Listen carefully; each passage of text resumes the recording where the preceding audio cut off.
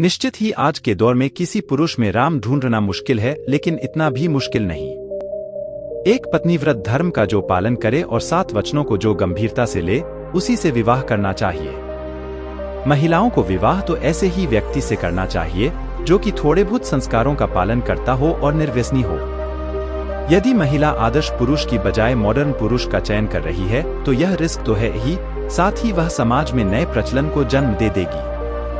हो सकता है कि तब जिंदगी एक समझौता बन जाए। यह बहुत ही आश्चर्य है कि वनवास श्री राम को मिला, लेकिन माता सीता भी उनके साथ महलों के सारे सुख, धन और वैभव को छोड़कर चल दी, सिर्फ इसलिए कि उन्हें अपने पतिव्रत धर्म को निभाना था।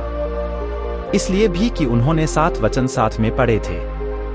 उस काल में वन बहुत ही भयानक हुआ करता था, वहां रहना भी बहुत कठिन था, लेकिन माता सीता ने राम के साथ ही रहना स्वीकार किया। निश्चित ही पति को अपनी पत्नी के हर कदम पर साथ देना जरूरी है, उसी तरह पत्नी का भी उसके पति के हर सुख और दुख में साथ देना जरूरी है। कोई महिला यदि अपने पति के दुख में दुखी और सुखी में सुखी नहीं होती है तो उसे सोचना चाहिए कि वह क्या है। आदर्श और उत्तम दाम्पत्य जीवन शिव पार्वती और राम सीता की तरह ही हो सकता है। माता सीता सिर्फ गृहिणी ही नहीं थीं, अर्थात घर में रहकर रोटी बनाना या घर के ही कामकाज देखना।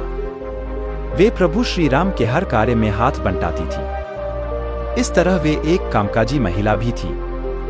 श्री राम जहाँ रुकते थे वहाँ वे 3 लोगों के रहने के लिए एक कुटिया बनाते, खुद के कपड़े बनाते, जलाने की लकड़ियां इकट्ठी करते और खाने के लिए कंदमूल तोड़ते थे। उक्त सभी कार्यों में लक्ष्मण सहित माता सीता उनका साथ देती थी। माता सीता का जब रावण ने अपहरण कर लिया और उन्हें अशोक वाटिका में रखा, तब इस कठिन परिस्थिति में उन्होंने शील, सहनशीलता, साहस और धर्म का पालन किया। इस दौरान रावण ने उन्हें साम, दाम, दंड और भेद तरह की नीति से अपनी ओर झुकाने का प्रयास किया, लेकिन माता सीता नहीं झुकी, क्योंकि उनको रावण की ताकत और वैभव के आगे अपने पति श्री राम और उनकी शक्ति के प्रति पूरा विश्वास था। लंकाधिपति रावण ने अपहरण करके 2 वर्ष तक माता सीता को अपनी कैद में रखा था। इस कैद में माता सीता एक वाटिका की गुफा में राक्षसनियों के पहरे में रहती थीं। हनुमान जब लंका में अशोक वाटिका पहुंचे तो वे भगवान श्री राम की जो अंगूठी लाए थे वह सीता को दी। सीता माता बहुत खुश हुई। उन्होंने अपने कष्ट को व्यक्त किया और आशंका और निराशा भी जताई कि इतना विलंब कैसे हो गया राम को आने में। नाथ कहीं भूल तो नहीं गए मुझे? सीता के मन की ऐसी स्थिति जानकर हनुमान ने कहा कि राम को आने में थोड़ा विलंब हो रहा है। माता, यदि आपको लग रहा है कि वे समुद्र पार कर पाएंगे या नहीं तो मैं आज ही आपको लेकर राम जी के पास चलता हूँ। हनुमान जी ने उन्हें अपनी शक्ति का भरोसा और परिचय दिया। सीता हनुमान जी की शक्ति को देखकर आश्वस्त हो गईं और समझ गईं कि यह वानर तत्क्षण ही मुझे राम के पास ले जा सकता है। इसके बाद भी सीता जी ने कहा कि राम के प्रति मेरा जो समर्पण है, जो संपूर्ण त्याग है, मेरा पतिव्रता का धर्म है, उसको ध्यान में रखकर मैं राम के अतिरिक्त किसी अन्य का स्पर्श नहीं कर सकती। अब राम यहाँ आएं, रावण का वध करें, जो उसके लोग हैं उनको मारें और हमें लेकर जाएं। राम जी ही मुझे मान मर्यादा के साथ लेकर जाएं, यही उचित होगा। माना जाता है कि रणक्षेत्र में वानर सेना तथा राम लक्ष्मण में भय और निराशा फैलाने के लिए रावण के पुत्र मेघनाद ने अपनी शक्ति से एक मायावी सीता की रचना की, जो सीता की भांति ही नजर आ रही थी। मेघनाद ने उस मायावी सीता को अपने रथ के सामने बैठाकर रणक्षेत्र में घुमाना प्रारंभ किया। वानरों ने उसे सीता समझकर प्रहार नहीं किया। बाद में मेघनाद ने मायावी सीता के बालों को पकड़कर खींचा तथा सभी के सामने उसने उसके 2 टुकड़े कर दिए। यह दृश्य देखकर वानर सेना में निराशा फैल गई। सभी सोचने लगे कि जिस सीता के लिए युद्ध कर रहे हैं वे तो मारी गई है, अब युद्ध करने का क्या फायदा।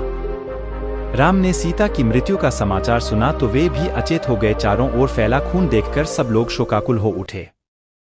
यह देखकर मेघनाद निकुंभिला देवी के स्थान पर जाकर हवन करने लगा। जब राम की चेतना लौटी तो लक्ष्मण और हनुमान ने उन्हें अनेक प्रकार से समझाया तथा विभीषण ने कहा कि रावण कभी भी सीता को मारने की आज्ञा नहीं दे सकता, अतः यह निश्चय ही मेघनाद की माया का प्रदर्शन है। आप निश्चिंत रहिए। बाद में कुछ दिन युद्ध और चला और अंततः रावण मारा गया। सीता ने अग्नि परीक्षा दी थी या नहीं दी थी, यह सवाल अभी भी बना हुआ है। यह भी कहा जाता है कि उन्होंने अग्नि परीक्षा दी थी, लेकिन राम ने सीता का त्याग नहीं किया था। जिस सीता के बिना राम एक पल भी रह नहीं सकते और जिसके लिए उन्होंने सबसे बड़ा युद्ध लड़ा, उसे वे किसी व्यक्ति और समाज के कहने पर क्या छोड़ सकते हैं। राम जब सीता को रावण के पास से छुड़वाकर अयोध्या ले आए तो उनके राज्याभिषेक के कुछ समय बाद मंत्रियों और दुर्मुख नामक एक गुप्तचर के मुंह से राम ने जाना कि प्रजाजन सीता की पवित्रता के विषय में संदिग्ध है, अतः सीता और राम को लेकर अनेक मनमानी बातें बनाई जा रही है। उस वक्त सीता गर्भवती थी। राम और अन्य से सीता से कहा कि समाज में बातें बनाई जा रही है। सभी कहते हैं कि अग्नि परीक्षा देगा पड़ेगी। माना जाता है कि राम और समाज द्वारा संदेह किए जाने के कारण सीता ने ग्लानि, अपमान और दुख से विचलित होकर चिता तैयार करने की आज्ञा दी। सीता ने यह कहा, यद्यपि मन, वचन और कर्म से मैंने सदैव राम को ही स्मरण किया है तथा रावण जिस शरीर को उठाकर ले गया था वह अवश्य था, तब अग्निदेव मेरी रक्षा करें। और फिर सीता माता ने जलती हुई चिता में प्रवेश किया। अग्निदेव ने प्रत्यक्ष रूप धारण करके सीता को गोद में उठाकर राम के सम्मुख प्रस्तुत करते हुए कहा कि वे हर प्रकार से पवित्र हैं। इस अग्नि परीक्षा के बाद भी जन समुदाय में तरह तरह की बातें बनाई जाने लगीं। तब राम के समक्ष फिर से धर्म संकट उत्पन्न हो गया। सीता जब गर्भवती थी तब उन्होंने एक दिन राम से एक बार तपोवन घूमने की इच्छा व्यक्त की, किंतु राम ने वंश को कलंक से बचाने के लिए लक्ष्मण से कहा कि वे सीता को तपोवन में छोड़ आए। हालांकि कुछ जगह उल्लेख है कि श्री राम का सम्मान उनकी प्रजा के बीच बना रहे, इसके लिए उन्होंने अयोध्या का महल छोड़ दिया और वन में जाकर वे वाल्मीकि आश्रम में रहने लगी। वे गर्भवती थीं और इसी अवस्था में उन्होंने अपना घर छोड़ा था। वाल्मीकि आश्रम से सीता ने लव और कुश नामक 2 जुड़वां बच्चों को जन्म दिया। माता सीता अपने पुत्रों के साथ वाल्मीकि आश्रम में ही रहती थी। एक बार की बात है कि भगवान श्री राम ने अश्वमेध यज्ञ का आयोजन किया। उस यज्ञ में वाल्मीकि जी ने लव और कुश को रामायण सुनाने के लिए भेजा। राम ने दोनों कुमारों से यह चरित्र सुना। कहते हैं कि प्रतिदिन वे दोनों 20 सर्ग सुनाते थे। उत्तरकांड तक पहुंचने पर राम ने जाना कि वे दोनों राम के ही बालक हैं। इस कहानी से कुछ सीखने को मिला है तो लाइक सब्सक्राइब जरूर करें।